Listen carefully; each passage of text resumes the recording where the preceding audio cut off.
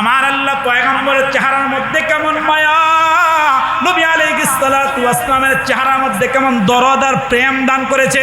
হযরতে আব্দুল্লাহ ইবনে যায়েদ বিন আব্দে রব্বি বলেন, আমি চেহারার মধ্যে তাকাইয়া এবার আমি চলে গেলাম আমার খেজুর বাগানের মধ্যে কাজ করার জন্য। বাবা, সাহাবী খেজুর গাছের মধ্যে উঠে এরকম কাজ করতেছে, লম্বা চূড়া সময় ধরে সাহাবীরা কাজ করতেছেন। হঠাৎ করে কে যেন হযরতে আব্দুল্লাহ ইবনে যায়েদের খেজুরের বাগানের পাশ দিয়ে চলে যায়, আর ডাইকা ডাইকা বলে, এরে আব্দুল্লাহ ইবনে যায়েদ, আল্লাহর পয়গম্বর আলাইহিস সালাতু ওয়াস সালামের সংবাদ, আল্লাহর নবীর কোনো খবর কি তোমার কাছে আসেনি? বাবা, এবার সাহাবী ডাইকা ডাইকা বলে, হ্যাঁ, আমি তো কাজে আসার আগে আমার পয়গম্বরের চেহারার মধ্যে তাকায়া তারপর কাজের মধ্যে আসছি। সুবহানাল্লাহ কোন, আমি তো আমার পয়গম্বরকে সুস্থ সবল অবস্থায় রেখে আসছি। সাহাবী ডাক দিয়ে কয়, শোনো, অল্প কিছুক্ষণ আগে তোমার আমার পয়গম্বর, অল্প কিছুক্ষণ আগে দোজাহানের পয়গম্বর তো রফিকে আলার ডাকে সারা দিয়ে আল্লাহর পয়গম্বর তো দুনিয়ার থেকে বিদায় হয়ে গেছে। বাবা, এই কথাটা বলার সঙ্গে সঙ্গে সাহাবী এরকম খেজুর গাছ থেকে লাফ দিয়া জমিনের মধ্যে পড়ে গেছে। সাহাবী এরকম গইরা গইরা আরম্ভ করছে, চক্ষু দুইটা বন্ধ করে দিয়া সাহাবী দুইটা হাত আকাশের মধ্যে উঠাইছে, আসমানের রব আল্লাহকে ডাইকা ডাইকা বলে, ওগো আসমানের মালিক আল্লাহ, আপনি এত সুন্দর দুইটা চোখ তো আমার দান করলেন। আল্লাহ, এতদিন পর্যন্ত চক্ষুটা দিয়ে আপনার পয়গম্বরকে দেখা দেখা চোখের তৃষ্ণা নিবারণ করেছি, এখন তো আপনার পয়গম্বরকে আপনি আপনার কাছে নিয়ে গেলেন। আল্লাহ, চক্ষু দিয়া কি করব? যেই চক্ষু দিয়ে আমি নবী দেখতে পারবো না, যেই চক্ষু দিয়ে আমি আমার মাসুক দেখতে পারবো না, যেই চক্ষু দিয়ে আমি আমার পয়গম্বর দেখতে পারবো না।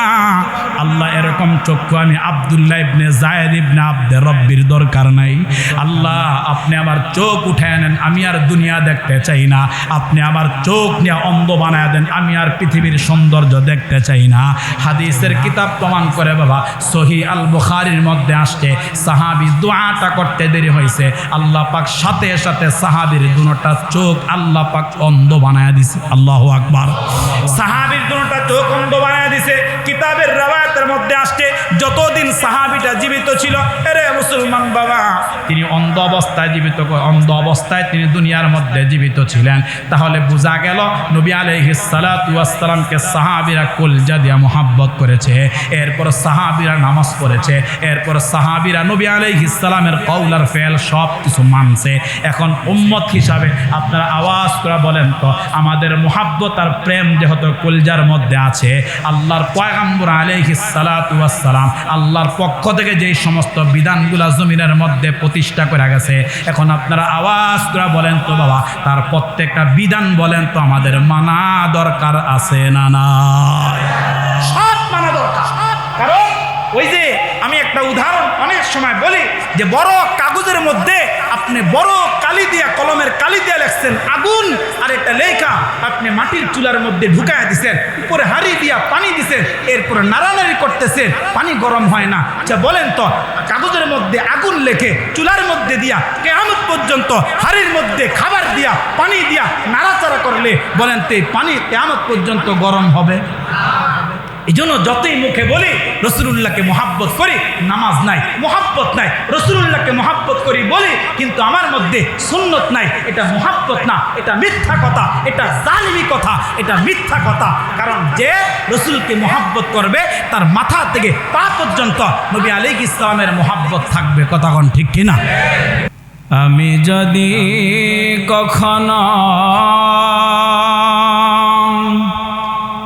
তায়েফে যাই,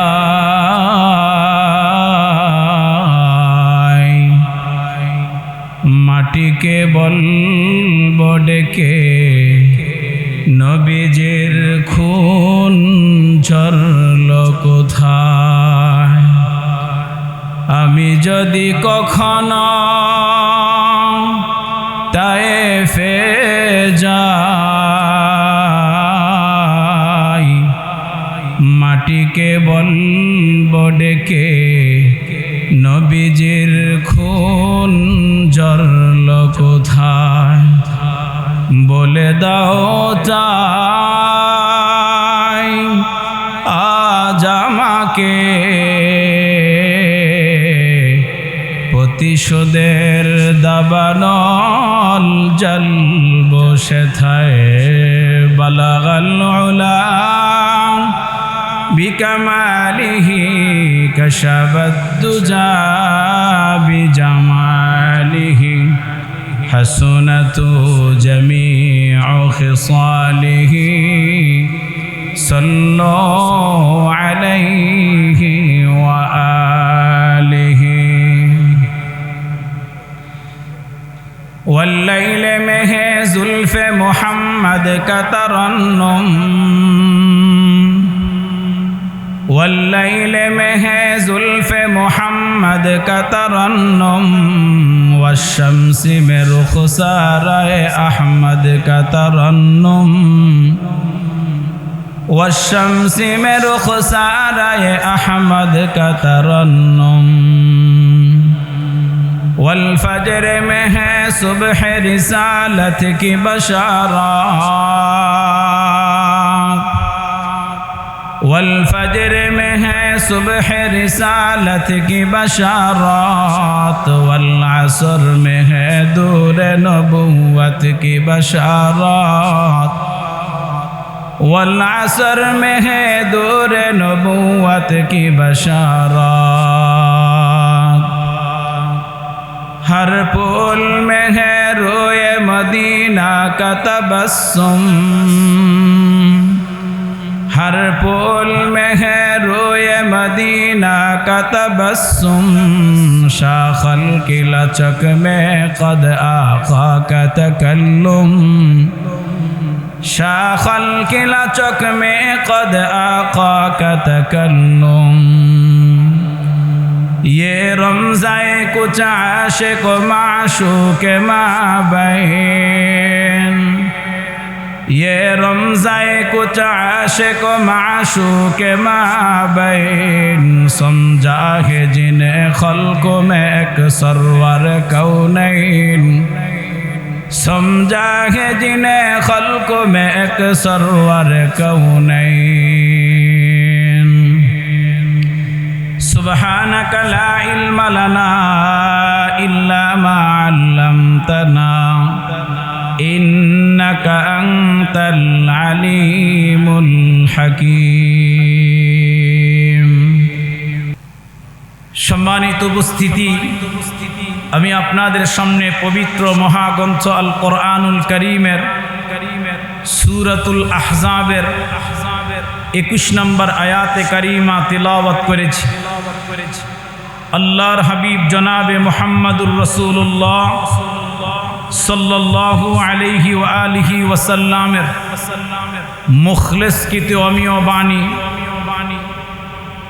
পবিত্র হাদিসে পাক থেকে ছোট্ট একটি হাদিসের টুকরা তিলাওয়াত করেছি। আল্লাহ পাক রব্বুল আলামিন চায় তো এই আয়াতে কারিমা এবং হাদিসকে সামনে রেখেই নির্ভরযোগ্য মুহাদ্দিস ও মুফাসসিরদের কিছু বক্তব্য আল্লাহ যেন আমাকে আমলের নিয়তে বলা আর কথাগুলো আমাদের সকলকে আল্লাহ শেষ পর্যন্ত বসে আমলের নিয়তে শ্রবণ করার তৌফিক দান করুক। সকলে বলেন আমিন। আমরা জানি যে হিজরি মাস মোতাবেক এটা অত্যন্ত গুরুত্বপূর্ণ এক মহিমান্বিত মাস, আর এই মাসের নাম হলো পবিত্র রবিউল আউয়াল মাস।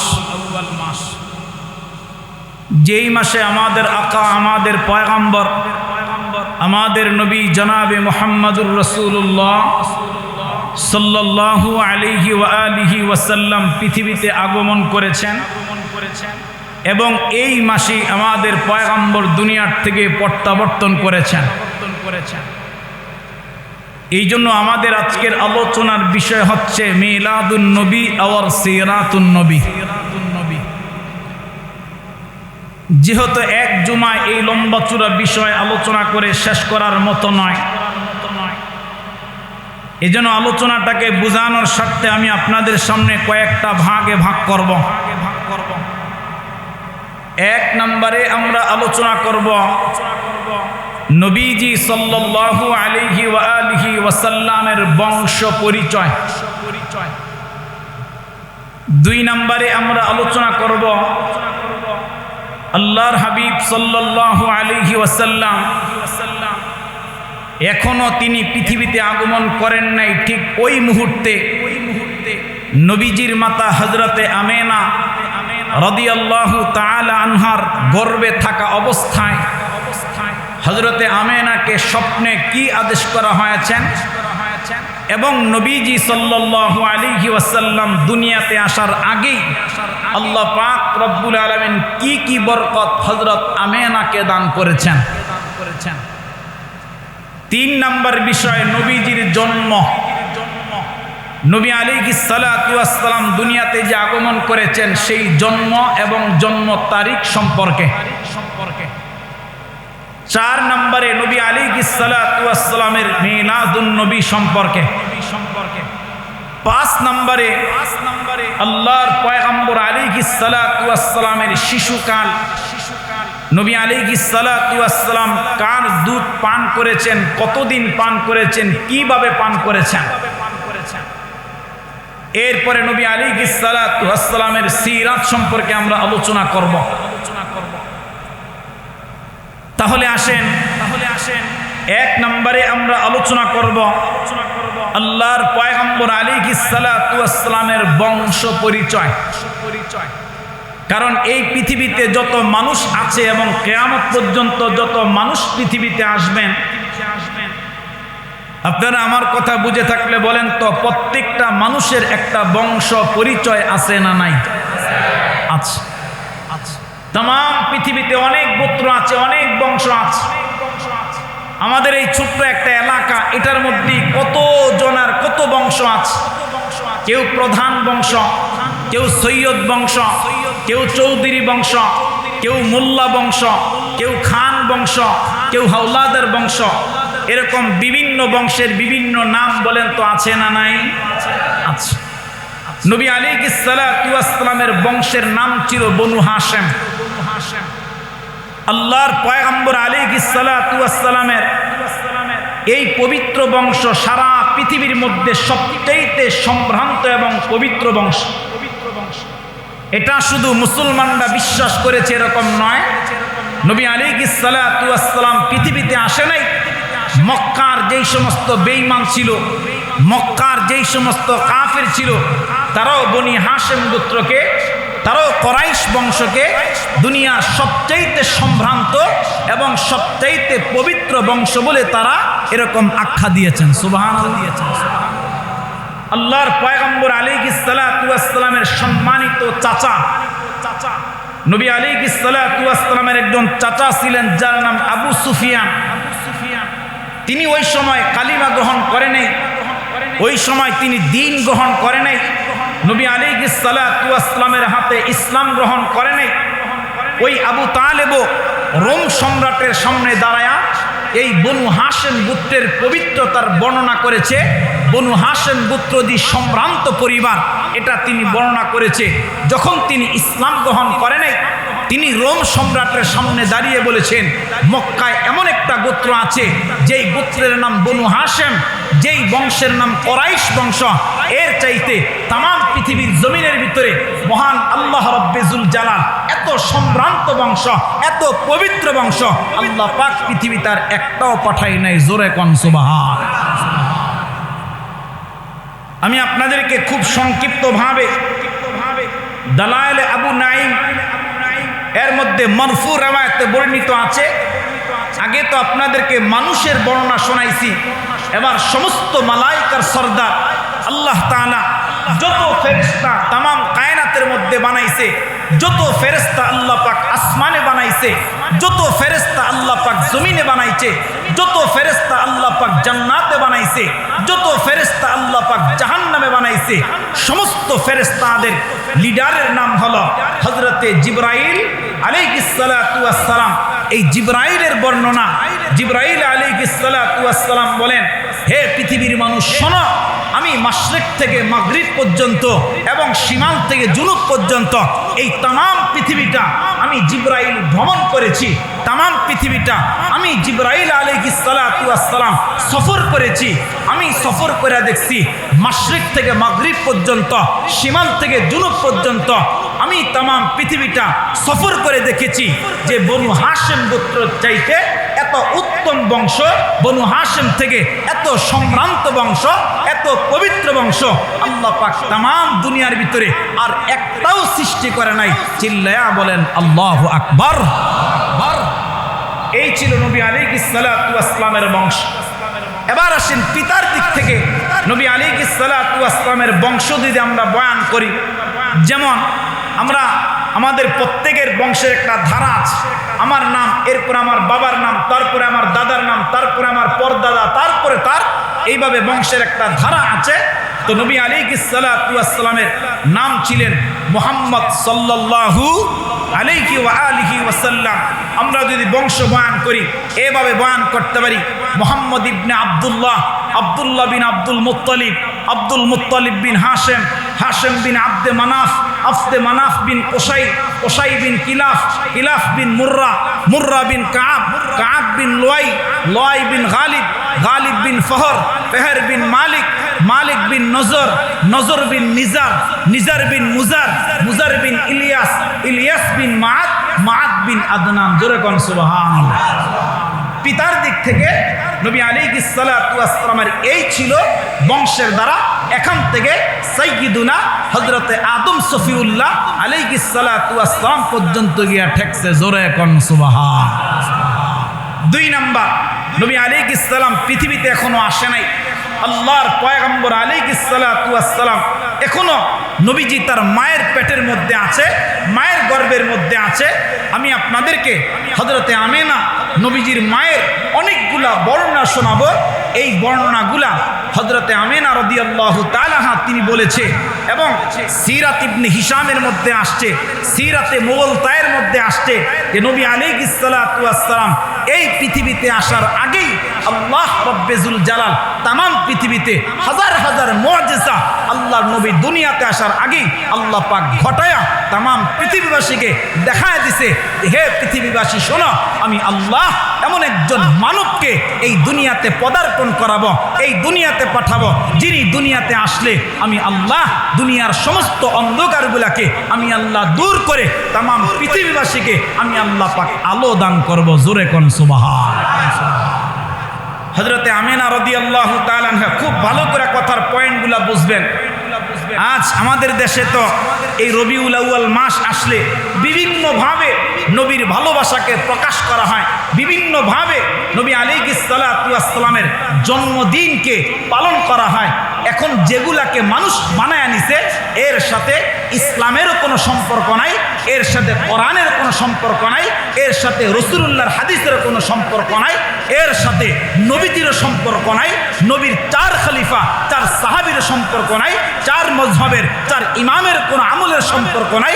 অর্থাৎ এখন মানুষ যা করছে এগুলা সবই নিতান্তই তার মন গড়া করছে। এই জন্য আমরা কথা ভালো করে বুঝবো, কোরআন যা বলেছে, হাদিস যা বলেছে, রাসূলুল্লাহ যা বলেছে, নবীর সাহাবীরা যা বলেছে, তাবিঈন যা বলেছে, খোলাফায়ে রাশিদিন যা বলেছে, আমরা ওইগুলা মানবো ইনশাআল্লাহ। হযরতে আমেনার বর্ণনা, নবী আলাইহিস সালাতু ওয়াস সালাম পৃথিবীতে আগমন করেন, এই মায়ের পেটে আছে। হযরত আমেনা বলে একদিন আমাকে স্বপ্নের মাধ্যমে কে যেন দেখাইছে, স্বপ্নের মাধ্যমে আমাকে ডাক দিছে, আমেনা শোনা, তোমার পেটের মধ্যে, তোমার গর্ভের মধ্যে যেই সন্তানটা আছে, হে আমেনা শোনো, এই সন্তানটা ভাগ্যবান, এই সন্তান দৌলতওয়ালা। আমেনা শোনো, এই সন্তানটা হবে এই তাম কায়নাতের কিয়ামত পর্যন্ত আনেওয়ালা সমস্ত উম্মতের কর্ণধার। জোরে কোন সুবহানাল্লাহ। আরে মুসলমান বাবা, খুব ভালো করে কথাগুলা দিল দিয়া বুঝবেন। হযরত আমেনাকে 1 নম্বরে শোনায় দিলেন, আমেনা তোমার পেটের মধ্যে যে সন্তানটা আছে তিনি হবেন এই উম্মতের কর্ণধার। অর্থাৎ তোমার পেটের সন্তানটা হবে দোজাহানের সরদার, 2 নম্বরে হযরত আমেনাকে জানায় দিলেন, এ আমেনা শোনো, তোমার পেটের সন্তানটা যখন দুনিয়ার জমিনের মধ্যে যখন পদার্পণ করবে, এই সন্তানটা যখন দুনিয়ার জমিনের মধ্যে ভূমিষ্ঠ হবে, তখন তোমার সন্তানের জন্য তুমি একটা দোয়া করবা। রব্বে কাবার কাছে হাত তুলে বলবা, আল্লাহ, আমার এই সন্তানকে আপনার হাতের মধ্যে সফর্দ করে দিলাম, আমার এই সন্তানটাকে আমি এরকম আপনার হেফাজতের মধ্যে সফর্দ করে দিলাম। 3 নাম্বার হযরত আমেনাকে শোনায় দিলেন, আমেনা, তোমার সন্তানটা যখন জন্মগ্রহণ করবে, এই দুনিয়াতে যখন পদার্পণ করবে, এই দুনিয়াতে যখন ভূমিষ্ঠ হয়ে যাবে, তখন তোমার সন্তানের একটা নাম রাখবা। ওই নামটাও আল্লাহ পাক স্বপ্নে হযরত আমেনাকে জানায় দিছে, তোমার সন্তান ভূমিষ্ঠ হয়ে গেলে তার নাম রাখবা মুহাম্মদ। জোরে কোন সুবহানাল্লাহ। নবী আলাইহিস সালাতু ওয়াস সালামের নাম দুনিয়ার কোনো মানব রাখে নাই। আমার আপনার পয়গম্বরের নাম দুনিয়ার কোনো মানুষ রাখে নাই। আমার আপনার পয়গম্বরের নামটা নির্বাচন করেছেন স্বয়ং আল্লাহ। এরে মুসলমান বাবা, এই জন্য হাদিসের কিতাবের মধ্যে আসছে, তাফসীরের মধ্যে আসছে, বাবা আমার আপনার পয়গম্বরের জমিনের নাম ছিল মুহাম্মদ সাল্লাল্লাহু আলাইহি ওয়াসাল্লাম, এবং আসমানে নবীর আরেকটা নাম ছিল, ওই আসমানের নামটা ছিল আহমদ। জোরে কোন সুবহানাল্লাহ। এই 3 কথা হযরত আমেনাকে স্বপ্নে জানাইছে যে আমেনা, 1 নম্বর সন্তান হবে কর্ণধার, তিনি দুজাহানের সরদার হবে, এটা সাধারণ সন্তান না। 2 নম্বরে আমেনা শোনো, এই সন্তান ভূমিষ্ঠ হলে আল্লাহর কাছে তাকে সুপুর্দ করবা, আর 3 নম্বরে তার একটা নাম রাখবা মুহাম্মদ। সুবহানাল্লাহ কোন। এরপর হযরত আমেনা বলে, আমি একদিন, এগুলো নবীর মুআজিজা বলছি, যে রাসূল এখন পৃথিবীতে আসে নাই, অর্থাৎ এখন যে আলোচনাগুলো করছি এগুলা রাসূলের মিলাদ। আমরা যারা মিলাদুন নবী খুব বাড়াবাড়ি পারাপারি করছি, মিলাদুন নবী অর্থ হচ্ছে নবী আলাইহিস সালাতু ওয়াস সালামের জন্ম। এটা আলোচনার বিষয়। কিসের বিষয়? কথা কয় না, কিসের বিষয়? আলোচনার বিষয়, যে নবী আলাইহিস সালাতু ওয়াস সালাম পৃথিবীতে আসার আগে কি ঘটেছে, কি মুআজিজা আল্লাহ ঘটায়া তাম কায়নাতবাসীকে দেখাইছে। এরপরে নবী আলাইহিস সালাতু ওয়াস সালামের জন্ম কিভাবে হয়েছে, তিনি কিভাবে পৃথিবীতে আসছে, আসার পরে কি কি মুআজিজা আল্লাহ পাক দেখাইছে, হযরত আমেনার ঘরে কি হয়েছে, হালিমার ঘরে কি হয়েছে, এইগুলা বৃত্তান্ত, এইগুলা আলোচনা করা, এটা হচ্ছে মিলাদুন নবী। এগুলো আলোচনার বিষয়। আর সিরাতুন নবী কাহাকে বলে, অর্থাৎ তাফসীরের কিতাবের মধ্যে আসছে এবং হাদিসের মধ্যে আসছে এবং সিরাতের কিতাবের মধ্যে আসছে, নবী আলাইহিস সালাতু ওয়াস সালামের জন্ম থেকে নিয়ে মৃত্যু পর্যন্ত আল্লাহর পয়গম্বর আলাইহিস সালাতু ওয়াস সালামের এই পুরা গোটা জিন্দেগিটাই হচ্ছে সিরাতুন নবী। সুবহানাল্লাহ কোন, সুবহানাল্লাহ কোন। এটা এই সিরাতুন নবী একটা মানার বিষয়, আর মিলাদুন নবী আলোচনার বিষয়, মুহাব্বত প্রকাশ করার বিষয়, আর সিরাতুন নবী এটা মানার বিষয়। কারণ সিরাতুন নবী হচ্ছে, আমি আজকেও দেখতেছিলাম যে সিরাতুন নবী মানে নবী আলাইহিস সালাতু ওয়াস সালাম কিভাবে হাঁটাচলা করেছেন, আল্লাহর পয়গম্বর আলাইহিস সালাতু ওয়াস সালাম কিভাবে বসেছেন, রাসূলুল্লাহ কিভাবে দাঁড়িয়েছেন, নবী আলাইহিস সালাতু ওয়াস সালাম কিভাবে খানা খেয়েছেন, আল্লাহর পয়গম্বর আলাইহিস সালাম রাস্তা দিয়ে কিভাবে হেঁটেছেন, রাসূলুল্লাহ কেমনে ঘুমিয়েছেন, আল্লাহর পয়গম্বর কেমনে রাষ্ট্র পরিচালনা করেছেন, নবী আলাইহিস সালাতু ওয়াস সালাম সামাজিক সংগঠন কিভাবে পরিচালনা করেছেন, আল্লাহর পয়গম্বর আলাইহিস সালাতু ওয়াস সালাম নামাজ কেমনে প্রতিষ্ঠা করেছেন, নবী আলাইহিস সালাতু ওয়াস সালাম যাকাত কেমনে প্রতিষ্ঠা করেছেন, আল্লাহর পয়গম্বর আলাইহিস সালাতু ওয়াস সালাম কিভাবে এরকম মানুষের কাছে মানবতাকে প্রকাশ করেছেন, নবী আলাইহিস সালাতু ওয়াস সালাম কিভাবে গোটা জাজিরাতুল মক্কা মদিনাল মুনাওয়ারা কিভাবে রাসূলুল্লাহ এরকম পরিচালনা করেছেন, আল্লাহর পয়গম্বর কেমনে বন্ধুত্বের বন্ধনকে টিকিয়ে রেখেছেন, আল্লাহর নবী আলাইহিস সালাতু ওয়াস সালাম কিভাবে ভ্রাতৃত্বের বন্ধনকে নবী আলাইহিস সালাতু ওয়াস সালাম জমিনের মধ্যে প্রতিষ্ঠা করেছেন। এই সম্পূর্ণ বিষয়গুলোকে জমিনের মধ্যে প্রতিষ্ঠা করা এবং আমাদের জিন্দেগির আমলের মধ্যে প্রতিষ্ঠা করা, এই বিষয়গুলোর নাম হচ্ছে সিরাতুন নবী। সুবহানাল্লাহ, সুবহানাল্লাহ।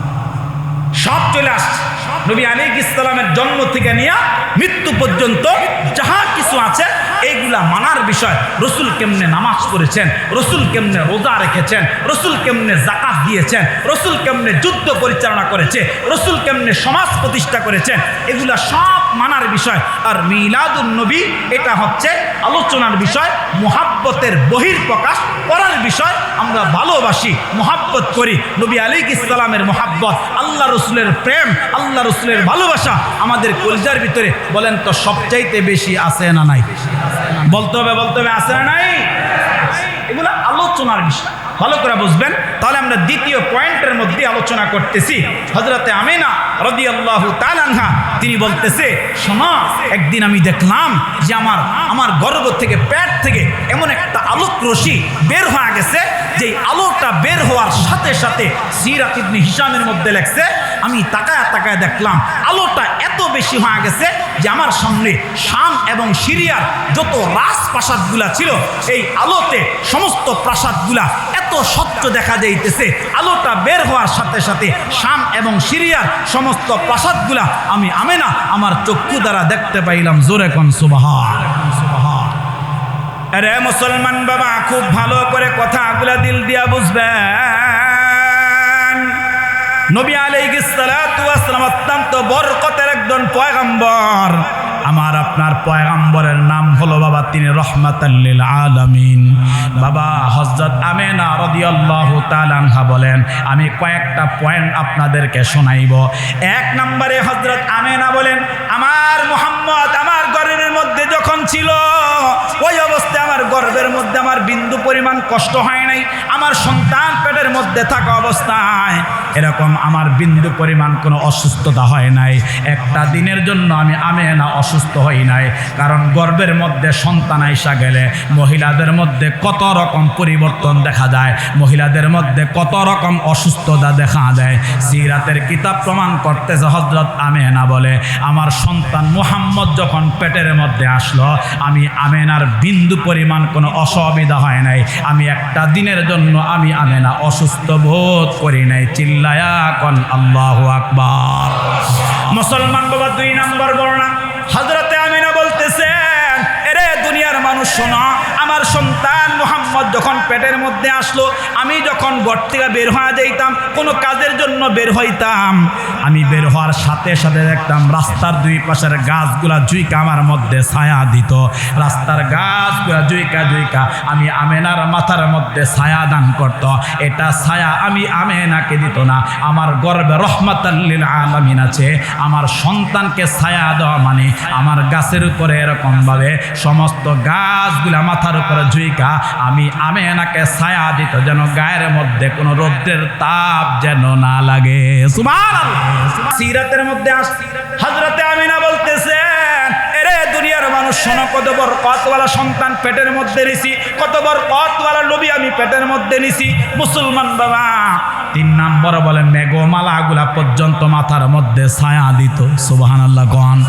4 নম্বর হযরত আমিনা বলে, আমার বিন্দু পরিমাণ কষ্ট হয় নাই, কোনো কাজ করতে গেলেও আমার কষ্ট হয় নাই।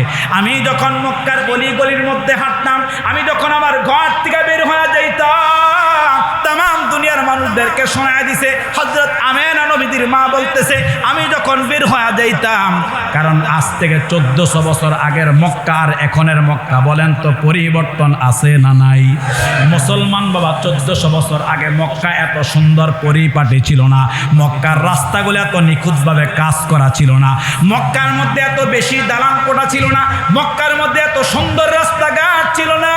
হযরত আমিনা বলে, আমি যখন সন্তানকে পেটের মধ্যে লইয়া আমি যখন রাস্তা দিয়ে যখন চলতাম, বাড়ির থেকে বের হয়ে যখন হাঁটতাম, আমার পায়ের নিচে যখন কোনো কঙ্কর পড়েছে, আমার পায়ের নিচে যখন কোনো পাথরের খণ্ড পড়েছে, আমার সন্তানের বরকতে আমার পায়ের নিচের পাথরগুলাকে আমার আল্লাহ পাক সাথে সাথে মোমের মতো নরম বানায়া দিছে। জোরে কোন সুবহানাল্লাহ। মুসলমান বাবা, 5 নম্বর হযরত আমিনা বলেন, নবী আলাইহিস সালাতু ওয়াস সালামের মুজিজাগুলা, আল্লাহর পয়গম্বর বরকতের বহির্প্রকাশগুলা। 5 নম্বর হযরত আমিনা বলে, ও পৃথিবীর মানুষ শোনো, সন্তানকে পেটে হলে যখন কুয়ার মধ্যে পানি উঠাইতে যাইতাম, এখন না বাবা কত অত্যাধুনিক যুগ এসে গেছে, মোটরের মাধ্যমে পানি খায়, সাবমার্সিবলের মাধ্যমে পানি খায়, টিউবওয়েলের মাধ্যমে পানি খায়। এক সময় মক্কা মদিনার মধ্যে কুয়া ছাড়া অন্য ব্যবস্থা ছিল না, ঠিক কিনা? কুয়া ছিল, কুয়া যে বালতির মধ্যে রশি লাগায় এরপর পানি উত্তোলন করা লাগছে, বহু কষ্ট ছিল। এখনো জাজিরাতুল মক্কা আরব মদিনাল মুনাওয়ারার বিভিন্ন মরু অঞ্চলে এখনো কুয়ার প্রচলন আছে, যেই জায়গার ভিতরে এরকম উট লালিত পালিত হয়, যেই জায়গায় দুম্বা লালিত পালিত হয়, বকরি লালিত পালিত হয়, ওই জায়গায় এরকম কুয়ার থেকে পানি উত্তোলন করে এরপর উট বেড়া বকরি দুম্বাদেরকে পান করায়। বলে ওই সময় হযরত আমিনা বলে, হে পৃথিবীর মানুষ শোনো, ওই সময় আমার সন্তান পেটে থাকা অবস্থায় কুয়ার থেকে রশির মাধ্যমে বালতি দিয়া পানি উঠাবো, এটা আমার জন্য কষ্ট। তবে আমার সন্তান বরকতওয়ালা সন্তান, আমার সন্তান রহমতের নবী, তিনি রহমাতাল লিল আলামিন, আমার সন্তান দুজাহানের সর্দার, দুজাহানের বাদশাহ। আমি যখন এরকম পানি বালতি নিয়ে যখন কুয়ার কিনারা যাইতাম, আমার সন্তানের বরকতে কুয়ার নিচের পানিগুলা উতলায়া এরকম কুয়ার মুখের মধ্যে আসতো, আমি পানি নিতাম, আর সাথে সাথে পানিগুলা আবার কুয়ার নিচে চলে যাইতো। জোরে কোন সুবহান, জোরে কোন সুবহান। মুসলমান বাবা খুব ভালো করে বুঝবেন, হযরত আমিনা বলে, এটা আমার সন্তানের বরকত, এটা আমার সন্তানের রহমত। এরে মুসলমান বাবা, হযরত আমিনা রাদিয়াল্লাহু তাআলা আনহা বলেন, ও পৃথিবীর মানুষ শোনো, আমি যখন কুয়ার কাছে যখন বালতি না যাইতাম, পানির প্রয়োজন হয়ে যায়, তখন আমার সন্তানটা পেটের মধ্যে থাকা অবস্থায় আমি যখন কুয়ার কাছে যাইতাম, নিচের পানিগুলা উতলায় এরকমভাবে কুয়ার মুখের মাঝে চলে আসতো। মক্কার সমস্ত নারীগুলো আমার বান্ধবীরা ডাইকা ডাইকা বলতেন, এরে আমিনা, তুমি পানি নেওয়া মাত্র এখান থেকে চলে যেও না, পানি নেওয়া মাত্র তুমি এখান থেকে চলে যেও না, তোমার ঘরের মধ্যে যেও না। আমিনা, তুমি যদি এই জায়গার মধ্যে দণ্ডায়মান থাকো, এই জায়গার মধ্যে যদি তুমি দাঁড়ায় থাকো, তাহলে কুয়ার পানিটা নিচে যায় না, আমাদের কষ্ট করে পানি উত্তোলন করা লাগবে না, আমরা কুয়ার মুখ থেকে পানি নিতে পারবো। নবী আলাইহিস সালাতু ওয়াস সালামের মা দাঁড়ায় থাকতেন, সমস্ত বান্ধবীরা মহিলারা পানি উত্তোলন করে নিয়ে যাইতেন। আর যখন হযরত আমিনা যখন এখান থেকে প্রত্যাবর্তন করতেন, চলে যাইতেন, আর সাথে সাথে দেখা গেছে কুয়ার পানিগুলা আবার নিচে চলে যাইত। সুবহান। এটা নবী আলাইহিস সালাতু ওয়াস সালামের বরকত, এটা আল্লাহর পয়গম্বর আলাইহিস সালাতু ওয়াস সালামের বরকত। এরে মুসলমান বাবা, 6 নম্বরে নবীর পিতা হযরত আব্দুল্লাহ রাদিয়াল্লাহু তাআলা আনহু, বাবা নবী আলাইহিস সালাতু ওয়াস সালামের পিতা যখন বাইতুল্লাহ যাইতেন, অনেক লম্বা চূড়া ইতিহাস এখানে আছে। আমরা জানি বাইতুল্লাহর মধ্যে 360টা মূর্তি এক সময় ছিল, কি ছিল না? কথা কয় না? এক সময় বাইতুল্লাহর মধ্যে মূর্তি ছিল, এগুলাকে বেঈমানেরা, এগুলাকে কাফেররা, ওই নাপাক মানুষগুলা উলঙ্গ অবস্থা তাওয়াফ করতেন। বলে হযরতে আব্দুল্লাহ নবী আলাইহিস সালাতু ওয়াস সালামের বরকতের বহির প্রকাশ, নবীজির মুআজিজা প্রকাশ করার জন্যই কয়েকটা তথ্য আপনাদেরকে শোনাই। হযরতে আব্দুল্লাহ রাদিয়াল্লাহু তাআলা আনহু, তিনি যখন এরকমভাবে বাইতুল্লাহর মধ্যে প্রবেশ করতেন, আর প্রবেশ করার সাথে সাথে তখন মূর্তির থেকে আওয়াজ আসতো, আব্দুল্লাহ তুমি আমাদের কাছে আইসো না, হে আব্দুল্লাহ তুমি আমাদের কাছে আইসো না, কারণ তোমার কপালের ভিতরে আল্লাহ পাক নূরে মুহাম্মাদি দান করছে। জোরে কোন সুবহান। তোমার কপালে নবী আলাইহিস সালাতু ওয়াস সালাম পৃথিবীতে আসবে, তোমার বংশ থেকে নবী আলাইহিস সালাতু ওয়াস সালাম, তোমার বংশ থেকে, তোমার ওদর থেকে আল্লাহর পয়গম্বর আলাইহির রহমা তোমার বিবির মাধ্যমে এই দুনিয়ার জমিনে প্রেরণ করবেন দোজাহানের সর্দার। আব্দুল্লাহ তুমি এই বাইতুল্লাহ এই মূর্তির কাছে আইসো না, কারণ তোমার ওদর থেকে, এরকম তোমার বিবির ওদর থেকে, তোমার এরকমভাবে থেকে এই মুহাম্মদুর রাসূলুল্লাহ পৃথিবীতে আগমন করবে। সাবধান আব্দুল্লাহ, তুমি মূর্তির কাছে আইসো না, কারণ মুহাম্মদ যেদিন এই পৃথিবীতে আগমন করবে, মুহাম্মদুর রাসূলুল্লাহ যেদিন এই দুনিয়াতে প্রত্যাবর্তন করবে, তিনি শিরক আর সমস্ত কুফর এই দুনিয়ার থেকে আস্তে আস্তে বিদায় হতে থাকবে। জোরে কোন সুবহান। এই মুআজিজাগুলা নবী আলাইহিস সালাতু ওয়াস সালাম দুনিয়াতে আসার আগেই আল্লাহ পাক রব্বুল আলামিন तमाम কায়নাতবাসীকে, तमाम পৃথিবীবাসীকে আল্লাহ রব্বুল জালাল দেখিয়েছেন যে হে পৃথিবীর মানুষ, আমি এক মহামানবকে আমি আল্লাহ দুনিয়ায় প্রেরণ করতেছি, এক মহামানবকে, এক সরদারকে আমি আল্লাহ পাক দুনিয়ায় প্রেরণ করতেছি। এই সরদার দুনিয়াতে আসবে, এই সরদার দুনিয়াতে প্রেরণ করব, আমার মাহবুব দুনিয়াতে প্রেরণ করব। আমি আল্লাহ দুনিয়ার সমস্ত শিরক সরায় দিব, আমি আল্লাহ দুনিয়ার সব বিদআত সরায় দিব, তাহলে নবী আলাইহিস সালাতু ওয়াস সালাম পৃথিবীতে আসা মানে শিরককে বিদায় করা। নবী আলাইহিস সালাতু ওয়াস সালাম পৃথিবীতে আসা মানে কুফরকে বিদায় করা। নবী আলাইহিস সালাতু ওয়াস সালাম পৃথিবীতে আসা মানে বিদআতকে বিদায় করা। এখন আপনারা বলেন তো, আল্লাহর পয়গম্বর রহমত হয়ে দুনিয়ায় আগমন করেছে, নবী আলাইহিস সালাতু ওয়াস সালাম শিরক বিদআত করার মিশন, শিরক এবং বিদআতকে দূর করার মিশন নিয়ে পৃথিবীতে আগমন করেছে। এখন আপনারা বলেন তো, আমরা কি শিরক এবং বিদআত করব, নাকি নবী আলাইহিস সালাতু ওয়াস সালাম যেগুলাকে দুনিয়ার থেকে সরায় দেওয়ার জন্য আসছে ওই কাজ আমরা করব? আমরা শিরক করব, বিদআত করব, নাকি আল্লাহর পয়গম্বর আলাইহির রহমা যা দূর করার জন্য রাসূলুল্লাহ পৃথিবীতে আগমন করছে ওইগুলো আমরা করব? এইগুলো নবী আলাইহিস সালাতু ওয়াস সালামের জন্মের আগে এবং জন্মের পরে নবী আলাইহিস সালাতু ওয়াস সালাম আসার আগে আল্লাহ যে মুআজিজা দেখাইছে, এর ভিতরে আরো অনেক লম্বা কথা আছে। জুমার দিন যেহেতু সময় কম, এই জন্য সংক্ষিপ্ত কিছু আপনাদের শোনাইলাম। তৃতীয় পয়েন্ট হচ্ছে নবী আলাইহিস সালাতু ওয়াস সালামের জন্ম। এখন এই জন্ম নিয়ে আমাদের মধ্যে অনেক ইখতিলাফ আছে, জন্মের তারিখ নিয়ে আমাদের মধ্যে অনেক ইখতিলাফ আছে। যেমন কোন মুহাদ্দিসরা বলেছে, যেমন বিশেষ করে 3টা মত পাওয়া যায়। বলেন তো কয়টা মত? কথা কয় না, কয়টা মত? 3। এখন 12ই রবিউল আউয়াল 12 তারিখ যেটা, এটা প্রসিদ্ধ কিন্তু বিশুদ্ধ নয়। বলেন এটা প্রসিদ্ধ? কথা কয় না, এটা প্রসিদ্ধ। 12 তারিখ এটা কি? প্রসিদ্ধ কিন্তু বিশুদ্ধ নয়। 12 তারিখ কি? প্রসিদ্ধ কিন্তু বিশুদ্ধ নয়।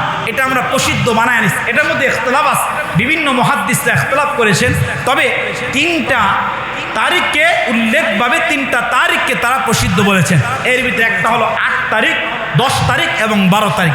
আল্লামা ইবনু হাজার আসকালানি রহমতুল্লাহি আলাইহি, যিনি বুখারী শরহ লিখেছে, ইবনু হাজার আসকালানি রহমতুল্লাহি আলাইহি তিনি 12 তারিখকে প্রসিদ্ধ বলেছেন। তবে অধিকাংশ মুহাদ্দিসদের মতে ওনারা 12 তারিখকে বলেছেন, কেউ 10 তারিখকে বলেছেন, কেউ 8 তারিখকে বলেছেন। তবে রাসূলুল্লাহ পৃথিবীতে আসতে বলেন এটা আমরা কেউ অস্বীকার করি? আরো আসতে কোন? নবীজি পৃথিবীতে আসছে এটা কেউ অস্বীকার করি? রাসূলুল্লাহর মিলাদুন নবী আমরা কেউ অস্বীকার করি? এটা মানি। রাসূলের মিলাদ আমরা মানি, এটা আলোচনার বিষয়, এটা আমরা মানি। নবী আলাইহিস সালাতু ওয়াস সালাম রহমত নিয়ে পৃথিবীতে আসছে, আল্লাহর পয়গম্বর বরকত নিয়ে পৃথিবীতে আসছে। তবে হ্যাঁ, 1400 বছর আগে যেইভাবে নবী আলাইহিস সালাতু ওয়াস সালাম মিলাদুন নবী পালন করেছে, সাহাবী আবু বকর পালন করেছে, সাহাবী ওমর পালন করেছে, সাহাবী ওসমান পালন করেছে, সাহাবী আলী পালন করেছে, নবীর 100 লক্ষ সাহাবী পালন করেছে এবং মুস্তাহিদরা পালন করেছে। এখন যারা পালন করে তাদেরটা আর 1400 বছর আগে নবী আলাইহিস সালাতু ওয়াস সালামের পালন করা বলেন তো এক ছিল? কথা কয় না, কথা বলতে হবে, এক ছিল। এখন তো আমরা এটার মধ্যে অনেক কুসংস্কার বানায় নিছি। আপনারা আমার কথাগুলো ভালো করে বুঝবেন, যদিও পরে এগুলো নিয়ে সমালোচনা করেন, তবে সমালোচনা করার আগে আপনারা ভালো করে বুঝবেন। আমি আপনাদেরকে কয়েকটা তথ্য শোনাবো যে নবী আলাইহিস সালাতু ওয়াস সালামের যুগে জশ্নে জুলুস ছিল। কথা কয় না, জশ্নে জুলুস ছিল। আচ্ছা আপনারা বলেন তো, আপনারা আমাকে একটা কথা বলেন তো, গায়ে হলুদ জায়েজ না না জায়েজ? আরো আসতে কোন? এরপর আমাদের সমাজের মানুষ করেনি, কথা কয় না, করেনি। এই মুসলমানি করায়া সন্তানকে খতনা করা, গান বাদ্য ঢোল তবলা বাজায়া অনুষ্ঠান করা জায়েজ না না জায়েজ? আমরা করি কি করি না? বলতে হবে করি কি করি না? এরপরে বলেন তো, আমাদের কাহারও সন্তান জন্মগ্রহণ করছে এরকম জানুয়ারি মাসের 1 তারিখে, আবার জানুয়ারির 1 তারিখ যখন আসে তখন আমরা জন্মদিন হ্যাপি বার্থডে পালন করি, এটা জায়েজ না না জায়েজ? আরো আসতে কোন জায়েজ না না জায়েজ? না জায়েজ। এখন নবী আলাইহিস সালাম পৃথিবীতে আসছে, মিলাদুন নবী রাসূলের জন্ম পৃথিবীতে আসছে, সবাই মানি, এটা আমলও করি যে আল্লাহর নবী পৃথিবীতে না আসলে আল্লাহ তাআলা দুনিয়া আবাদ করতেন না, আল্লাহ তাআলা পৃথিবী সাজাইতেন না। এমন এক সরওয়ারে দু আলমকে পাঠাইছে, এমন এক নবীকে পাঠাইছে। ওই সময় নবী তো তার জিন্দেগিতে একবারও কেক কাটে নাই। রাসূল তো তার জিন্দেগিতে একবার বিশাল পতাকা বানায়া, বিশাল ব্যানার বানায়া জশ্নে জুলুস করে নাই। এখন আপনারা বলেন তো, এগুলা যারা করে তারা কি বাড়াবাড়ি করে নাকি সঠিকটা করে? আমরা রসুলকে তো মহাব্বত, আমরা রসুলকে মহাব্বত, আমাদের চাইতে মহাব্বত কেউ বেশি করে না? আমরা মহাব্বত করি, আচ্ছা বলেন তো, এরপর আরেকটা জিনিস বুঝাই। নবী আলাইহিস মানলাম, কিছু সময়ের জন্য মানলাম জশ্নে জুলুস আমরা করব, কিছু সময়ের জন্য মানলাম নবীর জন্মদিনে আমরা ভাড়া করে মানুষে না কেক কাটবো, মানুষকে খাওয়াবো, কিছু সময়ের জন্য মানলাম মিষ্টি হাজার হাজার মন কিনা বিলাইবো, এটা মানলাম, এটা ইবাদত, এটা আমল। তবে বলেন তো 5 ওয়াক্ত নামাজ ফরজ না সুন্নত? জোরে বলতো, ফরজ না সুন্নত? ফরজ। রমজানের রোজা ফরজ না সুন্নত? হজ মালের মালিক হলে জিন্দেগিতে একবার করা ফরজ না সুন্নত? যাকাত দেওয়া ফরজ না সুন্নত? পর্দা করা ফরজ না সুন্নত? এরকম দলিল দিলে হাজার হাজার দলিল দেওয়া যায়। এখন আপনারা বলেন তো, নবীর জন্মদিনে নবী আলাইহিস সালাতু ওয়াস সালাম মানলাম 12 তারিখে পৃথিবীতে আগমন করেছে, এখন এই 12 তারিখে নবীর জন্মদিন উপলক্ষে কেক কাটা হাজার মানুষকে খাওয়ানো, বলেন তো এটা ফরজ না সুন্নত? কথা কয় না, কথা কয় না, বলেন না, কথা কয় না। এটা ফরজ, ওয়াজিব, সুন্নত।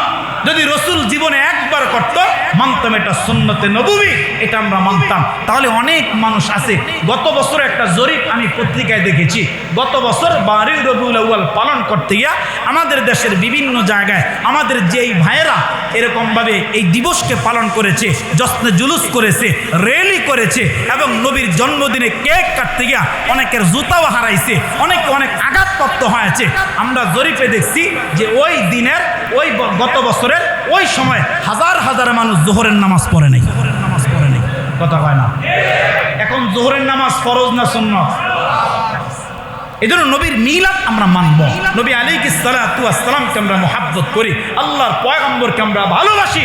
আরে আমরা রসুলকে ভালোবাসা নামাজ পড়তে পারি না, রসুলকে ভালোবাসা চেহারা দাড়ি রাখতে পারি না, রসুলকে ভালোবাসা মাথায় টুপি লাগাইতে পারি না, রসুলকে ভালোবাসা 5 ওয়াক্ত নামাজ আযান হয়ে গেলে মসজিদে এসে পড়তে পারি না, নবী আলাইহিস সালাতু ওয়াস সালামকে ভালোবাসা মিসওয়াক ব্যবহার করতে পারি না, রসুলকে ভালোবাসা টিস্যু ব্যবহার করতে পারি না, নবী আলাইহিস সালাতু ওয়াস সালামকে ভালোবাসা দস্তরখান খানার সময় ব্যবহার করতে পারি না, বলেন তো এটা ভালোবাসা না বন্ডামি?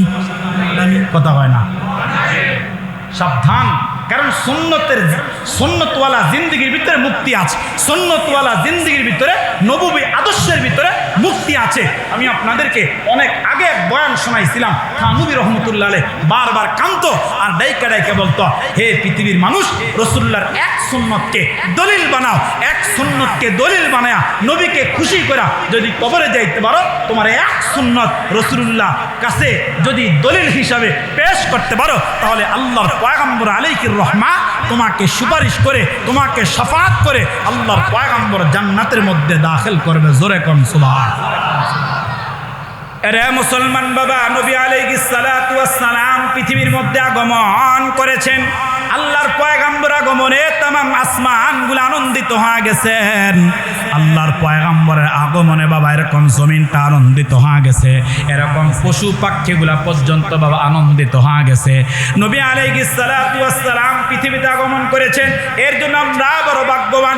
এর জন্য বাবা আমি আপনি কিন্তু বাবা বড় খুশ নসিবওয়ালা, আল্লাহর পয়গম্বরের উম্মত আমি আপনি হইতে পারলাম। বাবা নবী আলাইহিস সালাতু ওয়াস সালামের মুহাব্বত প্রকাশ করব আমরা সুন্নতের মাধ্যমে। আল্লাহর পয়গম্বর আলাইহিস সালাতু ওয়াস সালামকে সবচাইতে বেশি মুহাব্বত করেছেন সাহাবায়ে কেরাম। নবী আলাইহিস সালাতু ওয়াস সালামকে সবচাইতে কলজা দিয়া বাবা আল্লাহর পয়গম্বর আলাইহিস সালাতু ওয়াস সালামকে মুহাব্বত করেছেন সাহাবায়ে কেরাম। আল্লাহর পয়গম্বর আলাইহির রহমা বলে, আমার একজন আদনা সাহাবী, আমার একজন আদনা সাহাবীকে যদি একটা পাল্লার মধ্যে রাখা হয়, আমার একজন আদনা সাহাবীকে যদি একটা পাল্লার মধ্যে রাখা হয়, আদনা সাহাবীর প্রেম আর মুহাব্বত আর ভালোবাসা যেটা সাহাবী আমাকে দেখাইছে যদি একটা পাল্লার মধ্যে রাখা হয়, আর কিয়ামত পর্যন্ত আনেওয়ালা সমস্ত উম্মতের মুহাব্বত যদি আরেকটা পাল্লায় রাখা হয়, নবী আলাইহিস সালাতু ওয়াস সালাম বলে আমার আদনা সাহাবীর মুহাব্বত আর প্রেম আর ভালোবাসার পাল্লাটা তামাম দুনিয়ার সমস্ত মানুষের চাইতে অনেক বাড়ি হয়ে যাবে। জোরে কোন সুবহানাল্লাহ। মুসলমান সাহাবীরা কেমন মুহাব্বত করতেন? বলে মুহাব্বত করতে গিয়ে সাহাবীরা গলা কেটে ফেলছে, মুহাব্বত করতে গিয়ে সাহাবীরা মাথার রক্ত জড়া ফেলছে, মুহাব্বত করতে গিয়ে চামড়া পিঠের মধ্যে রাখে নাই, মুহাব্বত করতে গিয়ে হাত পিঠের মধ্যে রাখে নাই, সাহাবীরা মুহাব্বত করতে গিয়ে এরকম নিজের চোখ পর্যন্ত রাখে নাই। আমি ছোট্ট একটা দলিল পেশ করে বাবা আমার কথাটা শেষ করব। সাহাবায়ে কেরাম রাসূলুল্লাহকে কেমন মুহাব্বত করেছেন। নবী আলাইহিস সালাতু ওয়াস সালামের একজন সাহাবী নাসরুল বারি শরহি সহিহ আল বুখারীর মধ্যে আসছে আল্লাহর পয়গম্বর আলাইহিস সালাতু ওয়াস সালামের একজন সাহাবী হযরতে আব্দুল্লাহ ইবনে যায়েদ ইবনে আব্দ রব্বি রাদিয়াল্লাহু তাআলা আনহু বাবা নবী আলাইহিস সালাতু ওয়াস সালামকে কেমন মোহাব্বত করেছে, আল্লাহর পয়গম্বরকে কেমন ভালোবেসেছেন। সাহাবীদের একটা অভ্যাস ছিল, সাহাবীদের একটা আদত ছিল, প্রত্যেকটা দিন যখন সকাল হয়ে যেত কোনো কাজ যখন আরম্ভ করত আর কাজ আরম্ভ করতে যাওয়ার আগে সমস্ত সাহাবে কেরাম নবীর চেহারার মধ্যে একবার তাকায়া যাইত। সুবহানাল্লাহ, রাসূলুল্লাহর চেহারার মধ্যে তাকায়া যাইত। হযরতে আব্দুল্লাহ ইবনে যায়েদ ইবনে আব্দ রব্বি উনি ওনার জিন্দেগির একটা পণ বানায় নিস, উনি ওনার জিন্দেগির একটা প্রতিজ্ঞা বানায় নিস, আরে আমি যেই কাজটা করব রসুলকে না দেখা করব না, সকালটা শুরু করব পয়গম্বরের মায়াবী চেহারার মধ্যে তাকাইয়া। কারণ সাহাবায়ে কেরাম বলে আল্লাহর পয়গম্বরের চেহারার মধ্যে এমন একটা মায়া ছিল, নবী আলাইহিস সালাতু ওয়াস সালামের চেহারার মধ্যে এমন একটা বরকত ছিল, বলে যদি কোনো 7 দিনের ক্ষুধার্ত ব্যক্তিটাও আল্লাহর নবীর চেহারার দিকে মায়ার নজর দিয়ে একটা বার তাকাইতো, আল্লাহ সাথে সাথে 7 দিনের ক্ষুধাটা নিবারণ করে দিত। মুসলমান বাবা, নবী আলাইহিস সালাতু ওয়াস সালামের কোন সাহাবী বিপদের মধ্যে পড়ছে, আল্লাহর নবীর কোন সাহাবী কোন মুসিবতের মধ্যে পড়েছেন, সাথে সাথে যদি রাসূলুল্লাহর চেহারার মধ্যে তাকাইতেন, নবী আলাইহিস সালাতু ওয়াস সালামের চেহারার মধ্যে তাকাইতেন, আরে মুসলমান বাবা, সাহাবীদের বর্ণনা তাকানোর সঙ্গে সঙ্গে তার সমস্ত মুসিবতগুলো আল্লাহ পাক দূর করে দিত। বাবা হযরত যায়েদ ইবনে আব্দুল্লাহ রাদিয়াল্লাহু তাআলা আনহু তিনি বলেন আমি একদিন সকালবেলা নবী আলাইহিস সালাতু ওয়াস সালামের চেহারার মধ্যে তাকাইলাম, আমার আল্লাহ পয়গম্বরের চেহারার মধ্যে কেমন মায়া, নবী আলাইহিস সালাতু ওয়াস সালামের চেহারার মধ্যে কেমন দরদ আর প্রেম দান করেছে। হযরতে আব্দুল্লাহ ইবনে যায়েদ বিন আব্দ রব্বি বলেন আমি চেহারার মধ্যে তাকাইয়া এবার আমি চলে গেলাম আমার খেজুর বাগানের মধ্যে কাজ করার জন্য।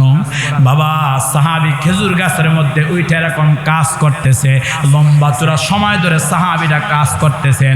হঠাৎ করে কে যেন হযরতে আব্দুল্লাহ ইবনে যায়েদের খেজুরের বাগানের পাশ দিয়ে চলে যায় আর ডাইকা বলে, এরে আব্দুল্লাহ ইবনে যায়েদ, আল্লাহর পয়গম্বর আলাইহিস সালাতু ওয়াস সালামের সংবাদ, আল্লাহর নবীর কোনো খবর কি তোমার কাছে আসেনি? বাবা এবার সাহাবী ডাইকা বলে, হ্যাঁ আমি তো কাজে আসার আগে আমার পয়গম্বরের চেহারার মধ্যে তাকায়া তারপর কাজের মধ্যে আসছি। সুবহানাল্লাহ কোন, আমি তো আমার পয়গম্বরকে সুস্থ সবল অবস্থায় রেখে আসছি। সাহাবী ডাক দেখো, শোনো, অল্প কিছুক্ষণ আগে তোমার আমার পয়গম্বর, অল্প কিছুক্ষণ আগে দোজাহানের পয়গম্বর তো রফিকে আলা ডাকে সারা দিয়ে আল্লাহর পয়গম্বর তো দুনিয়ার থেকে বিদায় হয়ে গেছে। বাবা এই কথাটা বলার সঙ্গে সঙ্গে সাহাবী এরকম খেজুর গাছ থেকে লাফ দিয়া জমিনের মধ্যে পড়ে গেছে। সাহাবী এরকম গইরা আরম্ভ করছে, চক্ষু দুইটা বন্ধ করে দিয়া সাহাবী দুইটা হাত আকাশের মধ্যে উঠাইছে, আসমানের রব আল্লাহকে ডাইকা বলে, ওগো আসমানের মালিক আল্লাহ, আপনি এত সুন্দর দুইটা চোখ তো আমারে দান করলেন, আল্লাহ এতদিন পর্যন্ত চক্ষুটা দিয়ে আপনার পয়গম্বরকে দেখা চোখের তৃষ্ণা নিবারণ করেছি, এখন তো আপনার পয়গম্বরকে আপনি আপনার কাছে নিয়ে গেলেন, আল্লাহ চক্ষু দিয়া কি করব? যেই চক্ষু দিয়ে আমি নবী দেখতে পারবো না, যেই চক্ষু দিয়ে আমি আমার মাসুক দেখতে পারবো না, যেই চক্ষু দিয়ে আমি আমার পয়গম্বর দেখতে পারবো না, আল্লাহ এরকম চক্ষু আমি আব্দুল্লাহ ইবনে যায়েদ ইবনে আব্দ রব্বির দরকার নাই, আল্লাহ আপনি আমার চোখ উঠায় নেন, আমি আর দুনিয়া দেখতে চাই না, আপনি আমার চোখ নিয়ে অন্ধ বানায় দেন, আমি আর পৃথিবীর সৌন্দর্য দেখতে চাই না। হাদিসের কিতাব প্রমাণ করে বাবা, সহিহ আল বুখারীর মধ্যে আসছে সাহাবী দোয়াটা করতে দেরি হয়েছে, আল্লাহ পাক সাথে সাথে সাহাবীর দুটোটা চোখ আল্লাহ পাক অন্ধ বানায় দিছে। আল্লাহু আকবার, সাহাবীর দুটোটা চোখ অন্ধ বানায় দিছে।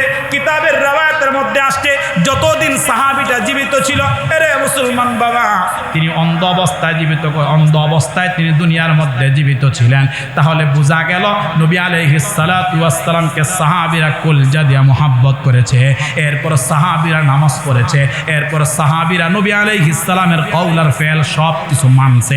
এখন উম্মত হিসাবে আপনারা আওয়াজ করে বলেন তো, আমাদের মুহাব্বত আর প্রেম যেহেতু কলজার মধ্যে আছে, আল্লাহর পয়গম্বর আলাইহিস সালাতু ওয়াস সালাম আল্লাহর পক্ষ থেকে যেই সমস্ত বিধানগুলা জমিনের মধ্যে প্রতিষ্ঠা করে গেছে, এখন আপনারা আওয়াজ করে বলেন তো বাবা, তার প্রত্যেকটা বিধান বলেন তো আমাদের মানা দরকার আছে না নাই? সব মানা কারণ ওই যে আমি একটা উদাহরণ অনেক সময় বলি যে বড় কাগজের মধ্যে আপনি বড় কালি দিয়া, কলমের কালি দিয়া লেখছেন আগুন, আর একটা লেখা আপনি মাটির চুলার মধ্যে ঢুকায় দিছেন, উপরে হাঁড়ি দিয়া পানি দিছেন, এরপরে নাড়ানাড়ি করতেছেন, পানি গরম হয় না। আচ্ছা বলেন তো, কাগজের মধ্যে আগুন লেখে চুলার মধ্যে দিয়া কিয়ামত পর্যন্ত হাঁড়ির মধ্যে খাবার দিয়া পানি দিয়া নাড়াচাড়া করলে বলেন তো এই পানি কিয়ামত পর্যন্ত গরম হবে? এই জন্য যতই মুখে বলি রসুলুল্লাহকে মহাব্বত করি, নামাজ নাই, মহাব্বত নাই। রসুলুল্লাহকে মহাব্বত করি বলি, কিন্তু আমার মধ্যে সুন্নত নাই। এটা মহাব্বত না, এটা মিথ্যা কথা, এটা জালিমি কথা, এটা মিথ্যা কথা। কারণ যে রসুলকে মহাব্বত করবে তার মাথা থেকে পা পর্যন্ত নবী আলাইহিস সালামের মহাব্বত থাকবে। কথা কোন ঠিক কিনা? এই জন্য আমার ভাই, আমরা রসুলুল্লাহকে মহাব্বত করি। এক এক সাহাবীর দলিল পেশ করলে, আমি যদি শুধু দলিল নিয়ে পেশ করে সাহাবীদের কথা বলি, আমার 10 দিন সময় লাগবে। এত সময় যেহেতু হাতে নেই, এই জন্য ধারাবাহিকভাবে আজ সিরাতের প্রথম পর্ব আলোচনা করলাম। এইভাবে ধারাবাহিকভাবে এরপরে আসবে, আলোচনার বিষয় আসবে রসুলুল্লাহর শৈশব জীবন।